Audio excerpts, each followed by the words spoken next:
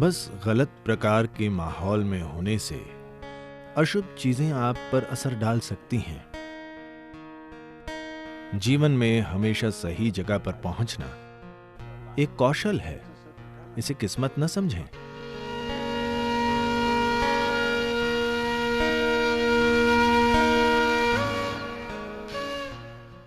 आध्यात्मिक परंपराओं में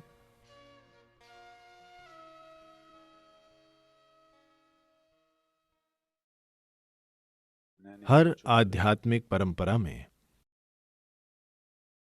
हमेशा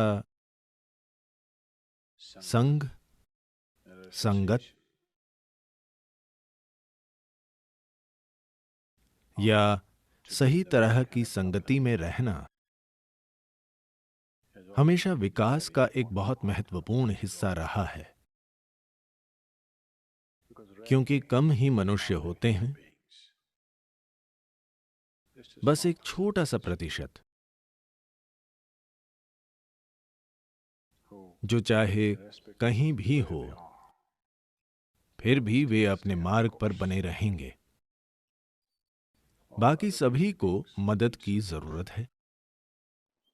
If they are not in the right company, there's very little chance of them doing the right things. अगर वे सही कंपनी में नहीं होंगे तो उनके सही काम करने की संभावना बहुत कम है। दुर्भाग्य से यही सच्चाई है। जरूरी नहीं है कि यह दुर्भाग्य हो, क्योंकि इसका मतलब ये है कि उन पर असर डाला जा सकता है। ये समाज की जिम्मेदारी है कि हर व्यक्ति के लिए और सभी के लिए जो सुंदर है, उस दिशा में जाने के लिए सही माहौल तैयार किया जाए। पर शायद ही कभी समाज ने इस जिम्मेदारी को सही मायनों में निभाया है।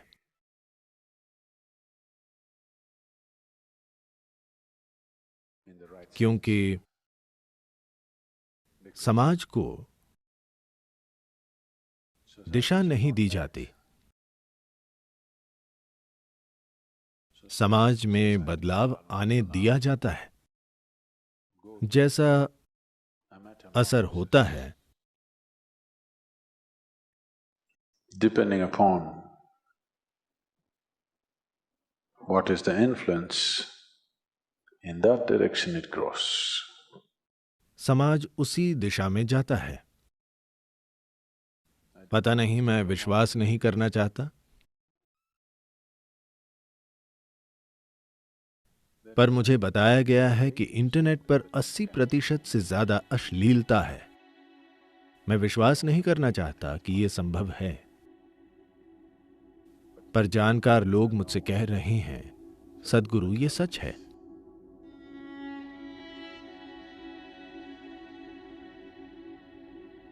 ये एक बीमार दुनिया है। 80% यानी दुनिया बीमार है, ना कि स्वस्थ। तो सही तरह के असर में रहना, ऐसा असर जो आपको पोषित करे, आपको परम सत्य की ओर ले जाए, ऐसा प्रभाव जो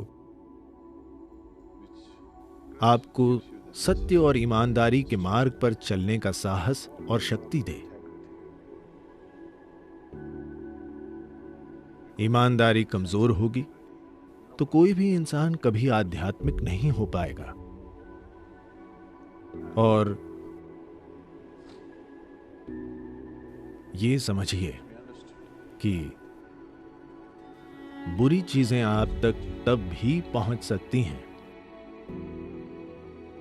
जब निशान आप न हों। बस गलत माहौल में होने से भी अशुभ चीजें आप पर असर डाल सकती हैं।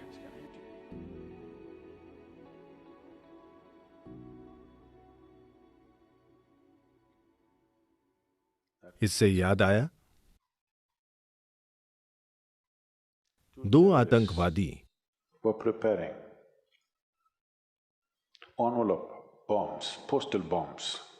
लिफाफा बम तैयार कर रहे थे। Done quite a few. काफी बम बनाने के बाद Asked एक ने दूसरे से पूछा, the other, क्या तुमने काफी भरा है? तुम्हें लगता है कि हमने लिफाफों में काफी आरडीएक्स भर दिया है?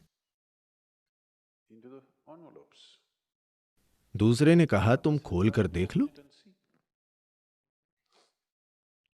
वो बोला, अरे मैंने इसे खोला तो ये फट जाएगा। दूसरा बोला, बेवकूफ, इस पर तुम्हारा एड्रेस नहीं है। जरूरी नहीं कि एड्रेस आपका हो। गलत डिब्बा खोल दिया तो ये वहीं फट जाएगा। दुनिया में ऐसा ही है, आपके अंदर भी ऐसा ही होता है। There are lots of आपके सिर में कई डिब्बे हैं। गलत डिब्बा खोला तो कीड़े निकलेंगे, crawl out सही डिब्बा खोला तो उसमें से सुगंध निकलेगी। out of it. क्या आपने ये देखा है? आपने अपने अंदर ये देखा है? मन के एक हिस्से को खोलने से गंदगी निकलती है, मन का दूसरा हिस्सा खोलने से सुगंध निकलेगी। Fragrance will come out. क्या आपने ये नहीं देखा?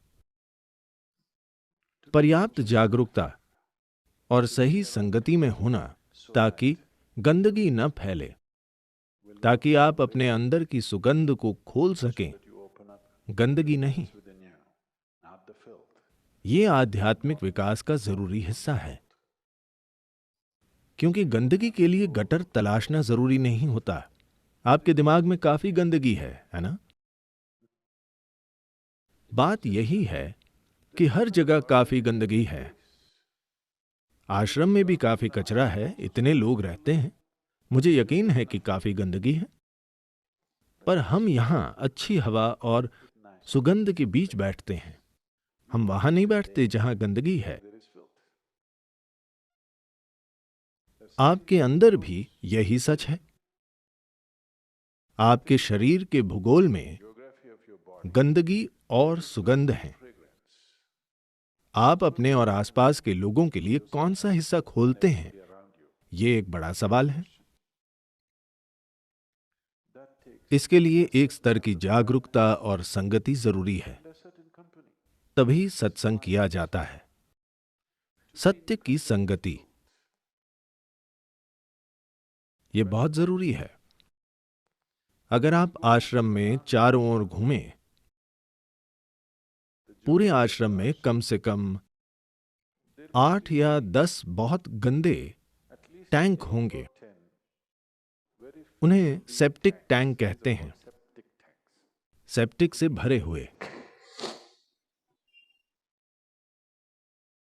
If you every अगर आप रोज वहां बैठते हैं तो आप जरूर ये निष्कर्ष निकालेंगे कि ईशा योग केंद्र धरती की सबसे गंदी जगह है। आप उसमें गिर जाएं तो ईशा योग आपके जीवन का सबसे भयानक अनुभव होगा। पर आपसे उसमें गिरने की उम्मीद नहीं की जाती, इसमें गिरने की उम्मीद की जाती है। पर आप भूगोल नहीं समझ पाए, क्योंकि आपका इतिहास गलत है। आपका कर्म ही आपका इतिहास है ना? शंकरन पिल्लाई ने फैसला किया कि वो एक डाकू बनेगा, क्योंकि उसका बिजनेस नहीं चल रहा था, कोई उसे नौकरी नहीं दे रहा था। तो उसने फैसला किया he will go on rock. कि वो किसी को लूट लेगा। So you got तो उसने एक देसी बंदूक ली। a gun. Late night he walked, देर रात वो एक रात की दुकान में गया, pointed the वहां मौजूद क्लर्क पर बंदूक तान दी और कहा, gun and said, पैसे दो "Give me the money." या तुम भूगोल हो जाओगे। Geography. क्लर्क ने कहा, आपका मतलब है इतिहास हो जाओगे, है ना? चुप करो, विषय बदलने की कोशिश मत करो।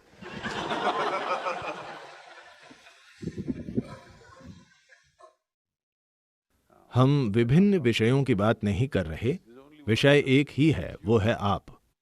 पर आप या तो इस गड्ढे में गिर सकते हैं या उसमें, वही आपके जीवन का अनुभव होगा। तो सही जगह पर गिरना एक गुण है। It is a certain आपको ये विकसित करना होगा, आपको परिपक्व होना होगा। is now कि सही स्थिति में कैसे रहना है। In a way, satsang means just that, communion with truth, or you are building a relationship with truth. सत्संग का मतलब बस यही है, सत्य से मिलना, या आप सच्चाई के साथ संबंध बना रहे हैं। अगर आप सत्य की संगति में हैं, तो आप अंदर से खुश होंगे। अगर आप अंदर से खुश हैं, तो स्वाभाविक रूप से सुखद चीजें आपकी ओर आएंगी और आप भी खुद ही सुखद चीजों की ओर बढ़ेंगे। अगर आप अंदर से खुश नहीं होंगे, तो आप अप्रिय चीजों को आकर्षित करेंगे और वैसी ही चीजों की तरफ बढ़ेंगे। आश्रम में जब मन उदास होता है तो कहाँ जाकर बैठते हैं? सेप्टिक टैंक में मत जाइए, क्योंकि आपका मूड खराब है। पर आमतौर पर यही आदत होती है। जब आपका मूड खराब होता है तो आप 5 ऐसे लोग खोजेंगे जो खराब मूड में हैं। जब आपका मूड खराब हो तब आपको 5 ऐसे लोग ढूंढने चाहिए जो अच्छे मूड में हो, है ना? नहीं, पर ऐसा नहीं होता। जब आप बुरे मूड में होते हैं तब आप 5 ऐसे लोग ढूंढते हैं जो वैसे ही मूड में हों, है ना? ये ऐसा ही है जैसे उदास होने पर सेप्टिक टैंक में तैरने जाना।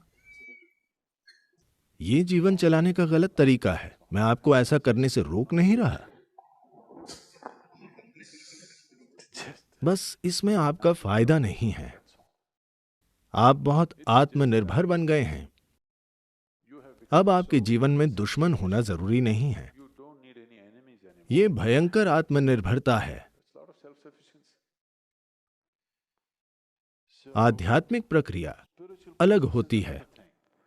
To keep physiological cleanliness and psychological cleanliness is the first thing.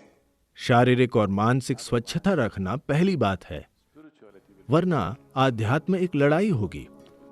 ये वसंत की हवा में चमेली की खुशबू नहीं होगी। नहीं, ये एक कठिन काम होगा, एक लड़ाई, हमेशा लड़ाई।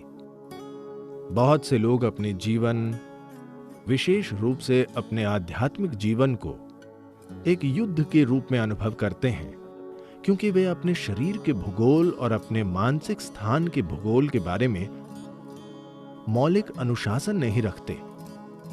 अगर इन दोनों चीजों को मैनेज नहीं किया गया तो हर चीज लड़ाई होगी। अब आप दावा करते हैं कि आप आध्यात्मिक हैं, तो वो भी एक लड़ाई होगी। जीवन ऐसा ही होगा। तो सत्संग यानी सत्य से मित्रता करना। सत्य आपका मित्र है, असत्य नहीं। आप सच्चाई का जो भी स्तर जानते हैं वहीं से शुरू करें। परम सत्य से शुरू करना जरूरी नहीं है, आप नहीं कर सकते। आपके हिसाब से जो सत्य है वहीं से शुरुआत करें। आप सत्य को सच बोलना मानते हैं तो प्लीज वहीं से शुरू करें। आप उसे आसपास की चीजों के प्रति कोमल होना मानते हैं तो वहीं से शुरू करें, कहीं से भी शुरू करें। आपके हिसाब से सच्चाई जो भी है आप वहीं से शुरू करें और रोज एक कदम आगे बढ़ें।